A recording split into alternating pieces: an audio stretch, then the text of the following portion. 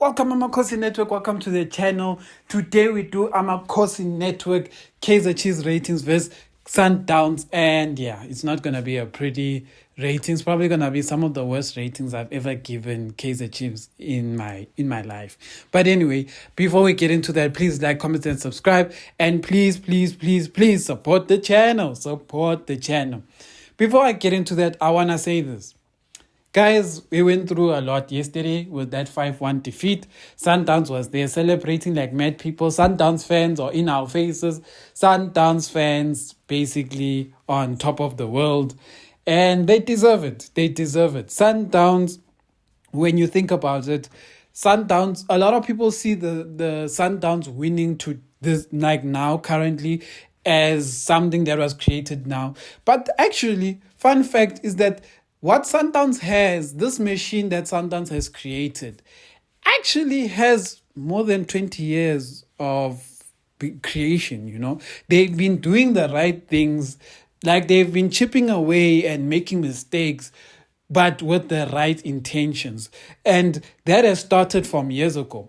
Because some of you have easily forgotten that when Sundowns won that treble, they had people like about Ted Dimitri, etc., influencing. And this was back when Abo Vuyomiri, Surprise Moriri, Ezro Miandoro, when it was just that, when it has those group of players.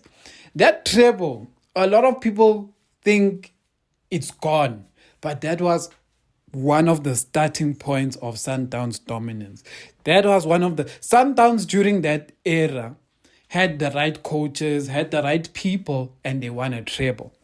Why am I bringing up this Sundowns thing? Because when Sundowns won that treble, it was meant to... I remember, the reason why I specifically remember that time, because Sundowns were on every advert and told Bafana style and all of that. I remember Vovio Miri had adverts, etc. Sundowns was all over TV during that period.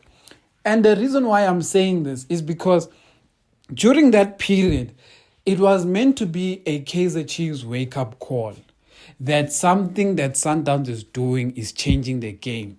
Why am I saying this? Sundowns basically, a lot of people have been saying Chiefs likes taking Sundowns players, Chiefs likes taking or the old Sundowns players, Castro, etc. But people forget that Sundowns basically took a lot of Chiefs players and Chiefs legends and Chiefs coaches to start creating the beast that is Sundowns. Chiefs took in the Ted Dimitris of the world.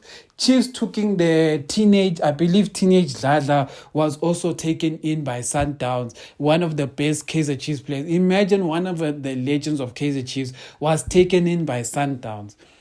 Sundowns went and took like some of our, I wouldn't say our best players, but some of the good players like Abo Peterson, who is still at Sundowns, George Libisi, George Maluleka, those were the players that were there during the good times. That's the best way I can say it. Sundowns basically went and started picking the good things that were in the PSL, and now what they've done is that they've realized that the PSL is not good enough, so they've gone even further. They've gone and found exceptional talent from overseas. They found, and what's funny enough is that they didn't go and find Abo Serino and stuff. That wasn't their first point of action. Sundowns' first point of action was always to buy the best South African players. And this actually, funny enough, included the best foreign players also in South Africa. That was like the Kennedy Mwenis, the Dennis Onyangos, the Kama Billiards, etc. Then Sundowns went and experimented, because then they're like, no, these South African foreigners and South African players don't fix our problems. Because our problems, we need to win Champions League, we need to dominate the league. So then they started experimenting with players like Castro, Serino. They went and experimented. I forgot that other white striker, Alonso or Alfonso or something like that. They experimented with them. Obviously, those ones were in correlation to Nukovic. And then they now find found the perfect ones in Ribeiro, Escobar, Allende, etc. But even in finding these Ribeiro guys, they knew it's going to take money. But what's funny enough is that a lot of us give Sundowns sometimes too much credit in thinking that they're the ones, Sundowns, who found those guys. No, what Sundowns did is that they went and got a technical director who can give them access to better players than they had access to in their network, meaning who could sell the product of Sundowns to better quality players. And that is what happened when they hired that white guy who is basically the technical director, playing the role that Kaizer Jr. is doing. That guy goes and uses his networks in America, in Europe, in South America, etc. And then Sundowns now has access to who? Deals to do Tashrik Matthews, deals to do Allende, Ribeiro, Escobar. Because when you think about it, these players would never have come to South Africa that easily before until they got that technical director. I am saying all of this to get to the point. I know I have to do ratings, but I'm saying this to get to this point, that a lot of us are very short-sighted. We think that Sundowns' success was built only in the last 7 years. No, Sundowns' success was built over 20 years, meaning that whichever team is going to come and have to overtake Sundowns is probably also going to take let's say a minimum 10 years to dominate Sundowns and dominate the league in Africa. Because why I keep saying this is, like, for example, signings. Chiefs, we can't sign a team that's going to compete with Sundowns all in one transfer window.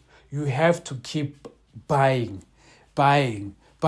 So Chiefs in the past current transfer windows has made the mistake of signing low-level players and thinking that those level players will become good. For example, they signed Gonzalez, not good. They signed Bomat, not good. Sitebe, not good. Mtanzane, who was good at some point, but he was not good at the other point.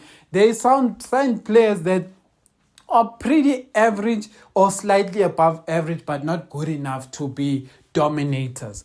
Meaning, I'm saying this, all you need as Kaizer Chiefs, every transfer window, get 2 quality players who cost a lot of money. Get 2 quality players in June, get 2 quality players in December, when those 2 transfer windows open. You don't have to buy 16, 15, 100 players. 2 quality players June, 2 quality players the next season, the next transfer window. Now we need a striker, we need attackers. This June we should go and find 2 quality attacking striker and attacking, let's say, winger or whatever the case may be. We need that.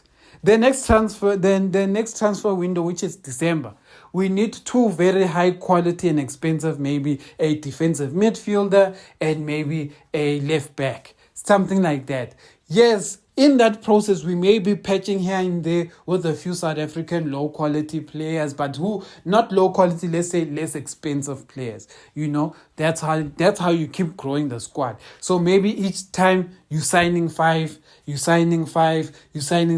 to a point where your squad is so good that whenever you go and replace someone in the future years, you sold the next player for 30 million to Europe. You take that 30 million, you go find the next quality players. You buy them with 20 million. And you keep doing that. That is basically what Sundowns is going to do from now on. When they sell Allende, when they sell Ribeiro, when they sell Escobar, they're not going to sell them for 50 million each. They're going to sell these guys for close to 100 million each. You know, they're probably going to make close to 300 million selling Ribeiro, Allende, Escobar. Then they're going to go and search for players who are going to now cost them 60 to 70 million. And when they sign those players who cost them 60 to 70 million, the next players they're going to sell for 120 to 130 million. But anyway, let me do ratings quickly. Ratings. Vuma. There's not much Vuma could have done in this game. It was that kind of game where he was let down by his team, but he conceded 5 goals. You concede 5 goals, you get a bad rating. 2. Frosler. let me just say this. All of our defenders are going to get a bad rating because they conceded 5 goals. Frostlight didn't have the worst game, like, in terms of what he did. It's just that the Chiefs as a whole was terrible. Frostlight 2. Msimango, unfortunately, he got an unfortunate red card, because I don't think he should have gotten a red card, because Ditloke was fouled before Msimango had to make that challenge. If Ditloke is not fouled, I don't think Ribeiro gets through that easily. So Simango also 2. Maybe someone would say it's best for me to not give him a rating because he didn't play that long. But anyway, Ditlokwe 2. He returned. He didn't look like he didn't show dominance, but at the same time we were short on numbers and he was playing with makeshift centre backs 2. Quinika, right back, which I did predict. I'm sure you guys, whoever watched the prediction videos, heard me say Kevin Johnson's going to be scared and he's going to play who? Quinika. And did he? Yes. Quinika, 0. Quinika, I'm going to give 0. Most of the goals that came in, Quinika was involved. The Ribeiro shot outside the goal went through Quinika's legs. The Escobal shot that deflected into the pole, Quinika. I think he at another point, I think who was a crossing, I forgot, but anyway, Quinika was involved in a lot of the goals we conceded today, or yesterday.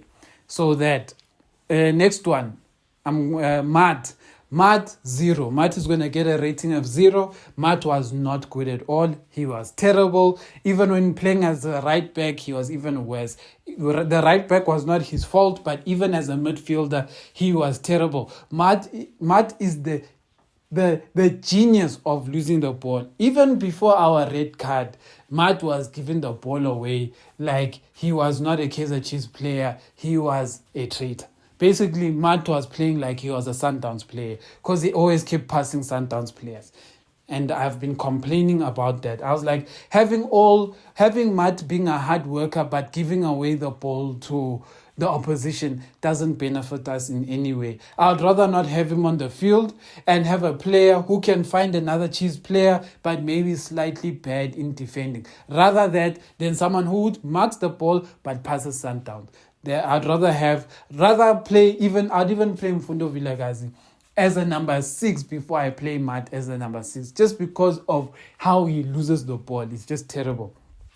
Matt Sitebe, also a bad game. Yes, he tried here and there, but he was just not in this game at all because it was a defender's game. Chiefs basically set up this game to not go and attack. Sitebe is now used to playing with Mfundo Vilakazi. Shabalala, but now he was playing with defenders. So he couldn't really create much. And it's funny because Kevin Johnson kept complaining that we didn't have a ball carrier. But he left the ball carrier on the bench. So who is he expecting to carry the ball? But anyway, Sitebe 2. Castillo showed good energy, but yeah, there's not much I can say about Castillo as well. 2 as well. I'm sure a lot of you are going to say these are unfair ratings, but these are fair ratings. None of them showed resilience to stopping Sundowns or breaking Sundowns down, and a lot of you will say it's game plan. But if it's game plan, hey guys, at some point as a player you need to take ownership of a bad game plan. So 2. Who was playing? Dupree and Saile actually showed good energy off the ball. They actually, because Chiefs was playing so deep and marking, they had a lot of work. I saw so many moments where Saile and Dupree were just out of energy. They just were so tired because they have to run one side, then run the other side. So those ones I'm at least going to give a 4 and a 4.5 to... Actually, let me just give them a 5, a 4.5 for both. Maybe it's best for me to give them a 5 each, but yeah, it was really not good. The next one is Modi. Modi had a Modi game. I'll give him 3 because he wasn't our worst player. He was okay. I have to be honest. He wasn't our worst player. He was okay, but still, it wasn't great. 3. Du Shabalala, I'm going to give a 6 because he showed positivity. He tried. He definitely tried. 6. Mteto, I'm going to give a 6 because Mteto definitely tried when he came on. He's not even a creative player, but he was so creative in the game, which is crazy. It's like saying Katsande is creative. Just because the people around Katsande are so bad that it forces Katsande to be creative. That is what happened with Mtet 6. Other than that, I'm not going to give any more ratings. That's all I have for today.